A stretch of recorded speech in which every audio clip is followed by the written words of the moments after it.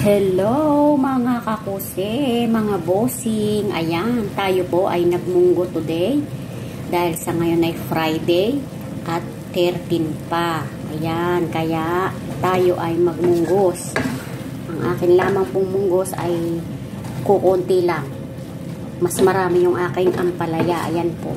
Ayan po ay ating iginisa sa sibuyas kamatis. Ayan, mga kakuse kong mahal. Ayan po ang ating menu for today. Oh, diba? Ano, laban kayo dyan.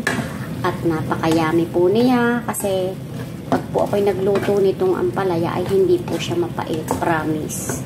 Kaya ayan. Kahit po konti yung aking munggo. Ayan. Ay masarap sana meron siyang kapartner na pritong galunggong o kaya pritong tuyo.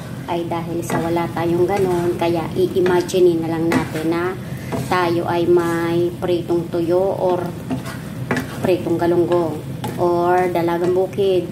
O diba mga bossing, mga kakusikong mahal. Ayan, tikman natin anong lasa. Wow, yummy.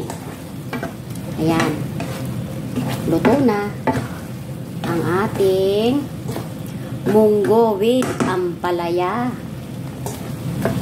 Ayan, mga bossing. Siya, let's eat na tayo mga bossing. Ayan po, ayan. At super yummy na po, mabuti na lamang. At konti lang yung aking rice. Kasi kung marami yung rice ko, naku, mapaparami yung kain natin mga bossing. Ay mahirap na.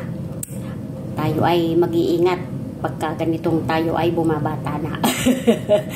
Dapat tayo ay tinatakal-takal yung mga kakainin. O diba? Para humaba ang ating buhay. Ayan. Babay na mga kakusikong mahal, mga bossing ko dyan. Ayan. Mga kabeshiwap po dyan. Mga kalodi, mga karils. Ayan. Mga kamami. Ayan. Babay na po. At humaba na naman. Talagang si kakuse ay palagi nang hindi nauubusan ng istorya, diba mga bossing? Ayan, maraming thank you po sa inyong lahat. Bye bye, God bless, and thanks for watching, and shout out po sa inyong lahat, lalo na sa aking mga star sender. Bye bye.